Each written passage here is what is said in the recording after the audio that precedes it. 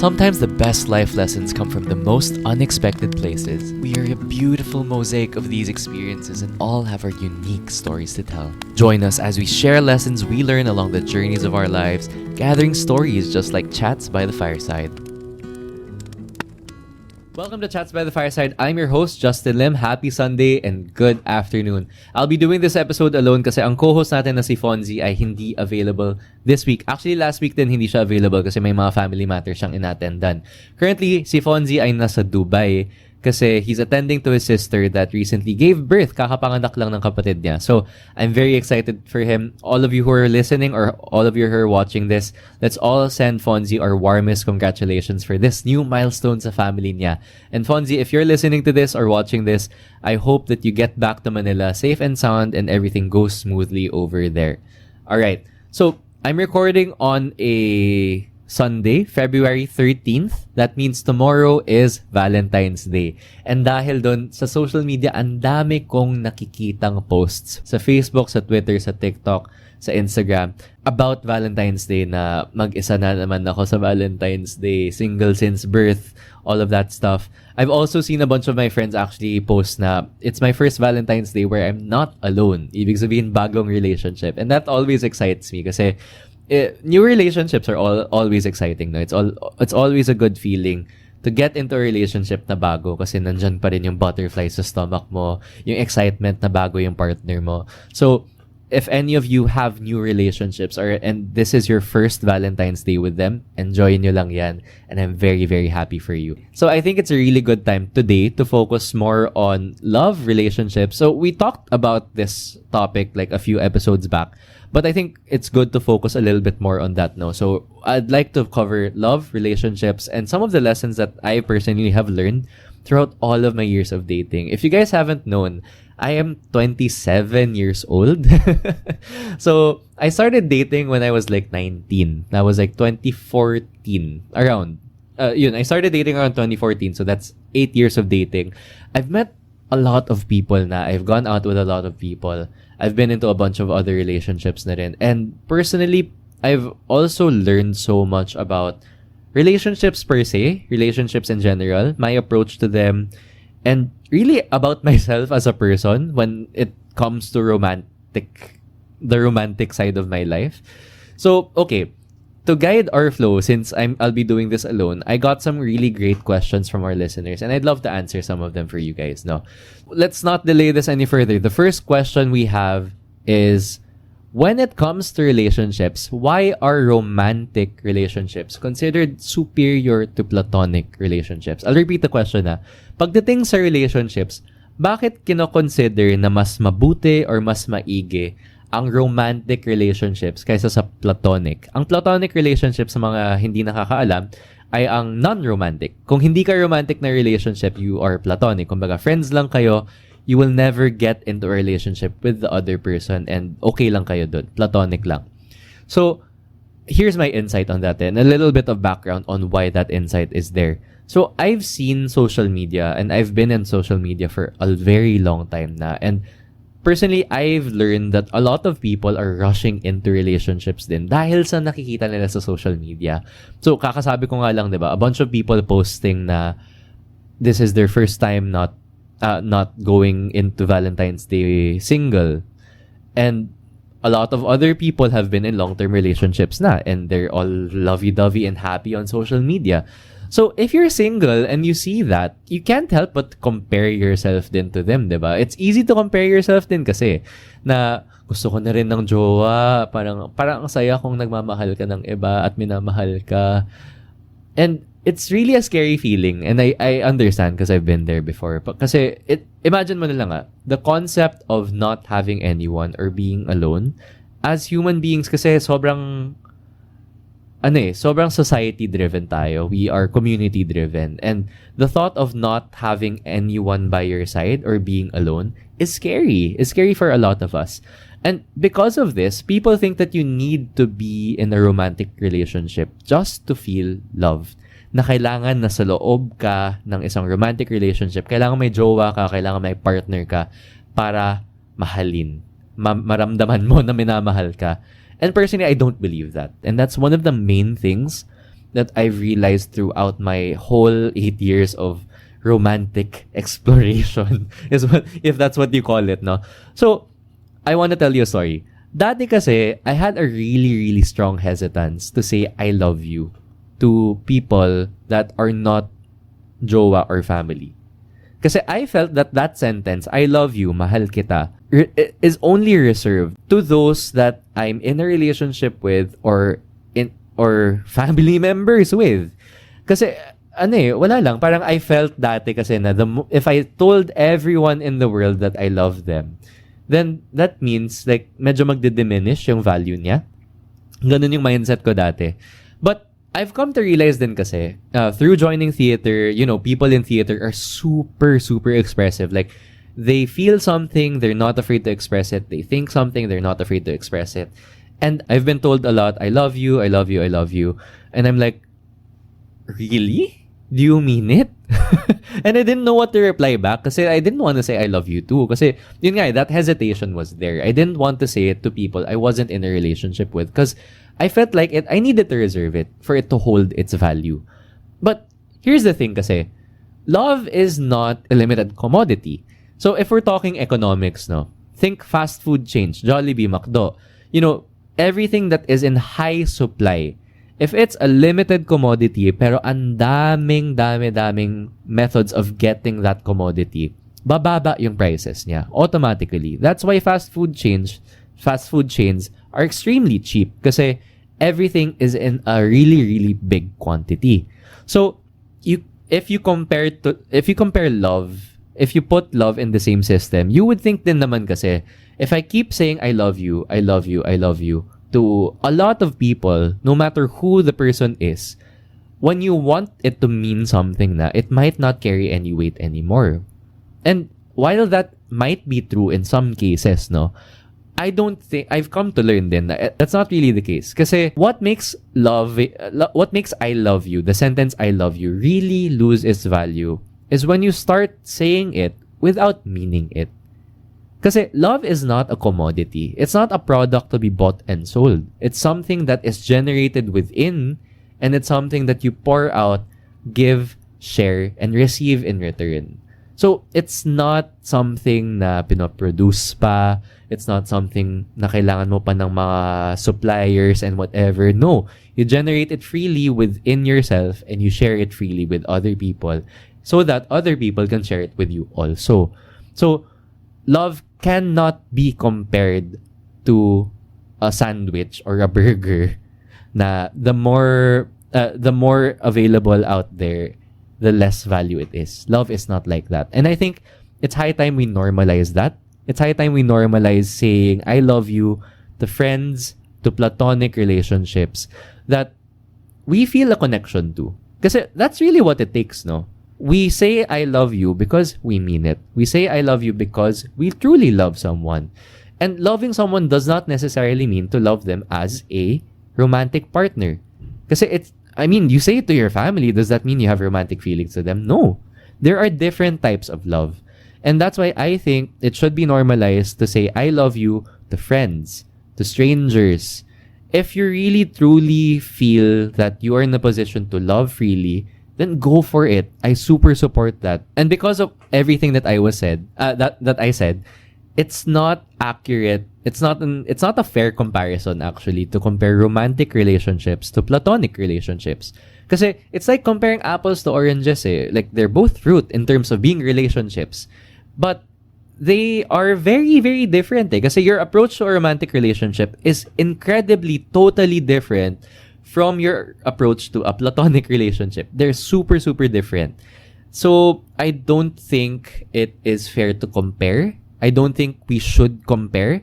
And because of that, it's not to say na mas valuable ang romantic relationship kaysa sa platonic relationship. Kasi it's not a matter of soulmates eh. Just because you're in a romantic relationship doesn't mean you're with your soulmate. A soulmate can be a family member. A soulmate can be a friend. A soulmate can be a freaking pet, for that matter. It doesn't have to be your partner. It doesn't have to be your jowa. It doesn't have to be your husband, wife, or anything in between. Kasi you can't force those things eh. Your soul finds a connection with another person. And that that is inherently something that should be valued. So you can try to have relationships with a platonic soulmate, but that might not work out kasi hindi kayo bagay romantically. But okay kayo. Like soul to soul, person to person, okay kayo. And that's why it's not a fair comparison. It's not a good comparison. Platonic relationships and romantic relationships. Let's stop comparing that. And we have to understand, just because you love someone doesn't mean you want to get in their pants. Hindi ganun yun. So, okay. Second question is, why do we stay with lovers even though we know deep down that they aren't right for us? Bakit tayo nagsistay? Bakit natin tinitiis ang isang relationship, ang isang jowa, kahit na alam natin sa kaloob-looban natin na hindi sila tama para sa atin?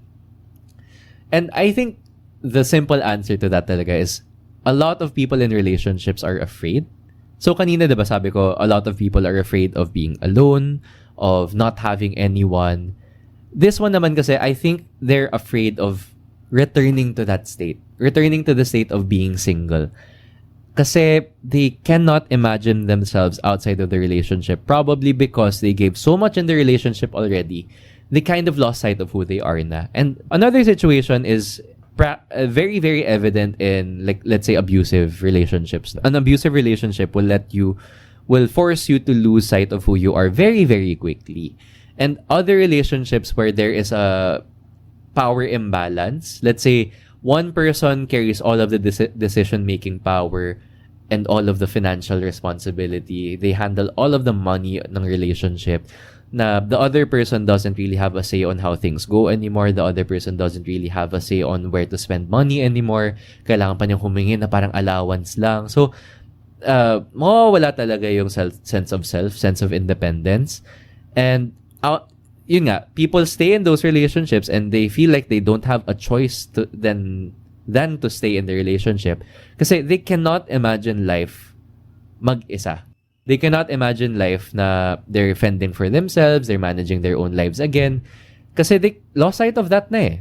And honestly, I find that incredibly sad nga. Kasi you lose your sense of self, you lose your independence, you lose your will to fight for yourself. And as someone who's very independent and has a very strong sense of identity, ako kasi I value my identity a lot. It's taken so much heartbreak, it's taken so much struggle for me to be able to learn how to love myself. So I absolutely refuse to sacrifice my identity for any kind of relationship. My sense of self and my sense of self-worth is worth so much more than any kind of relationship out there. That is something that anyone can never take away from me. So that's what I find scary, honestly. I find losing my identity, losing my sense of self, losing my independence terrifying when it comes to relationships. And that's majority of the reason why I said people are scared to be alone again kasi they can't really imagine a life outside the relationship na. Basically, it's really important to know who you are and really hold on to that form of independence, whether you're in a relationship or not. Even more so when you're in a relationship kasi you're constantly with another person eh. You're constantly giving yourself to another person and committing to another person. So I think it's very important that you are solid dun sa core mo kung sino ka. You're unshakable so that kahit mawala tong tao na to, kilala mo pa rin yung sarili mo and kaya mong mag-move on sa life mo no matter how painful it gets talaga. Okay, third question natin. What is my view on no-label relationships or long-distance relationships? So, those are two different things. No? No-label relationships are what I would call situationships.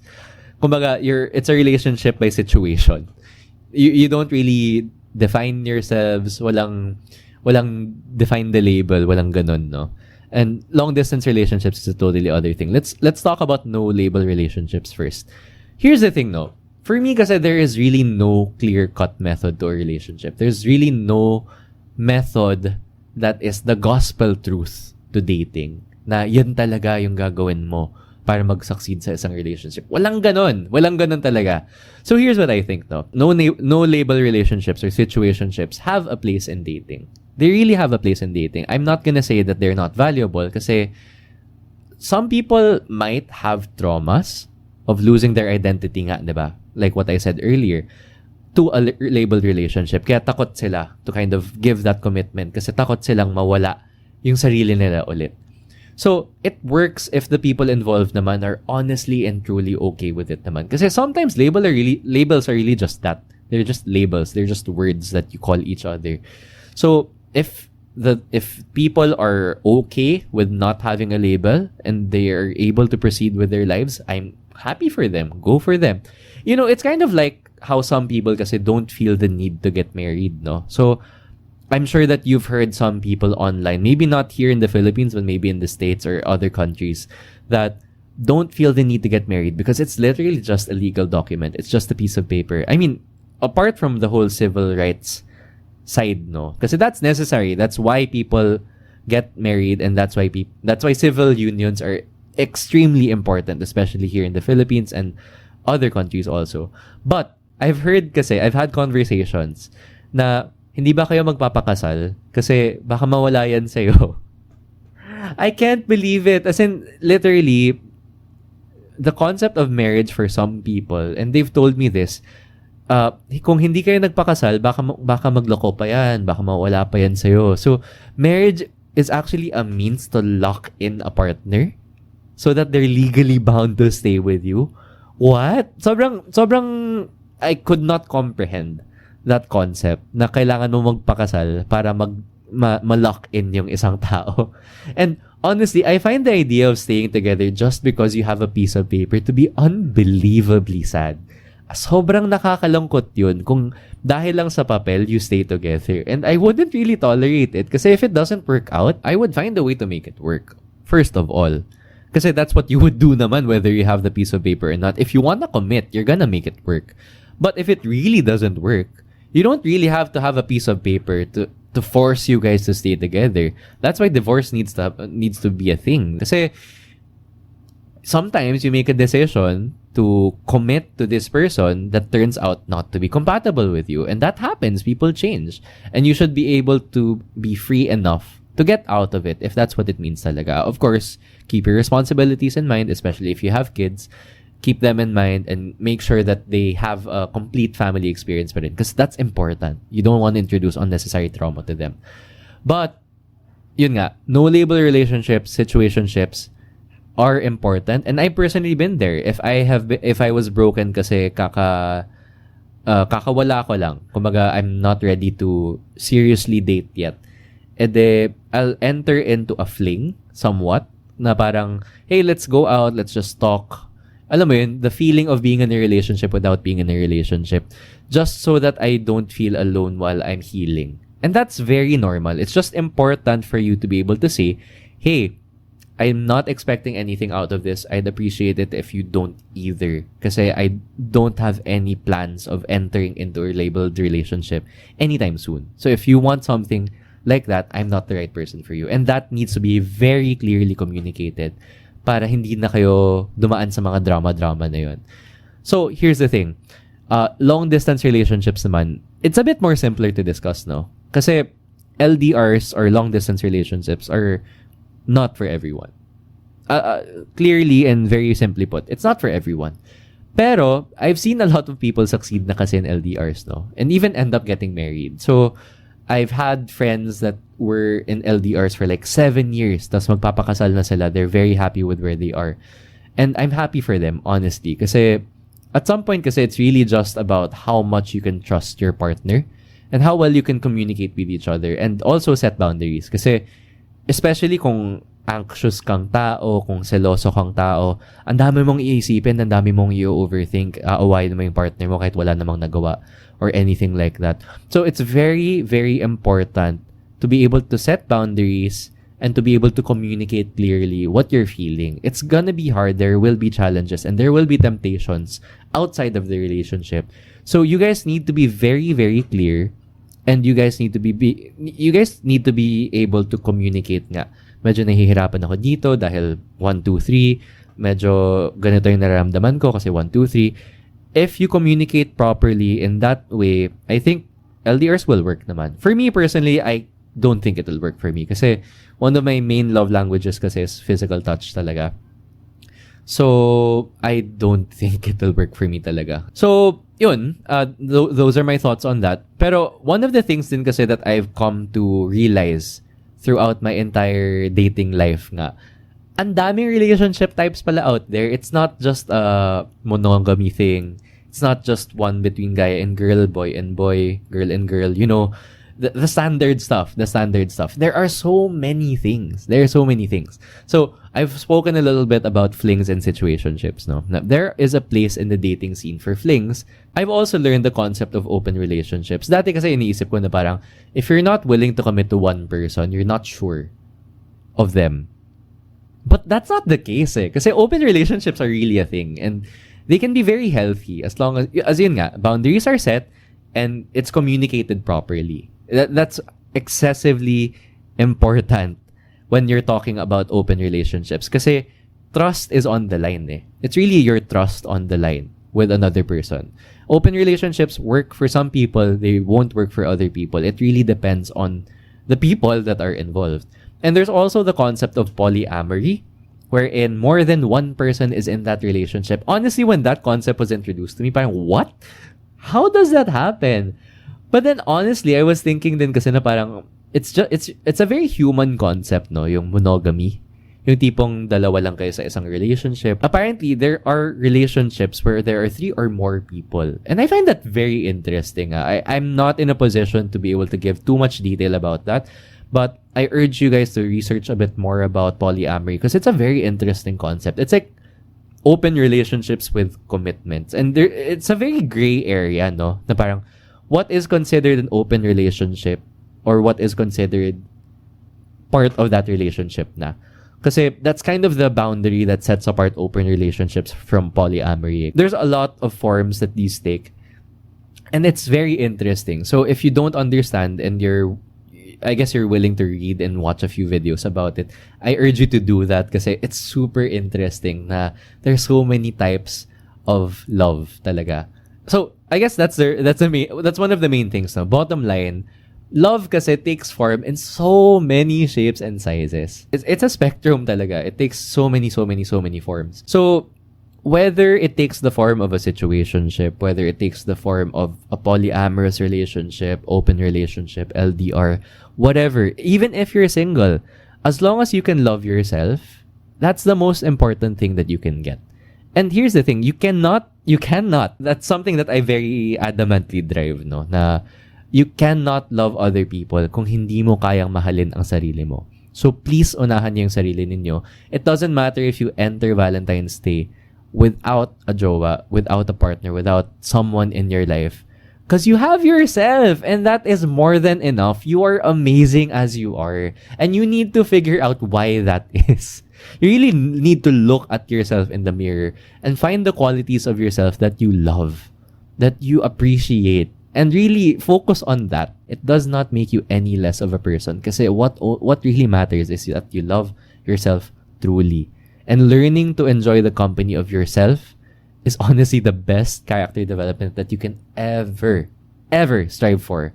Love yourself, love the people around you, and surely, absolutely surely, you will receive a lot of love back. It may not be romantic, it may be platonic, but all love is love. And that's all that matters. I want you to ask yourself, truly, go to the CR, go to wherever there is a mirror, and ask yourself honestly, do you still think that you need to be in a relationship to feel loved? Tingin mo pa ba ang kailangan mo ng relationship para maramdaman na minamahal ka? Kasi, honestly, if you can love yourself naman, that's all that matters. That's all that you need. Any other person that you get into a relationship with is literally riding along the journey lang. Hindi sila magko-complete sa'yo. They're not there to complete you. They're not there to make you happy. Because you need to get into relationships where you're already okay. You're already satisfied. Maybe not 100% happy, but you're satisfied with who you are as a person. And then you can just focus on growing together and really enjoying the journey you have together once you get into that relationship. And going into Valentine's Day, again, if you have a partner, if you don't, I hope you enjoy. And I hope if you haven't done it yet, you learn to love yourself fully. So that was the third episode of Chats by the Fireside. Thank you very much for listening with us. Next week, hopefully, Fonzie will be back and we'll talk about the topic that we were supposed to talk about last week, which is our approach to content and how we address the blockers talaga that we have with our TikTok content. So I hope you guys stay tuned for that, and I'll see you very soon. Thank you very much, guys. Have a great day. Bye. Thanks for listening to Chats by the Fireside with Justin and Fonzie. Make sure to follow our podcast wherever you're listening from and check out our hosts on TikTok. See you next time.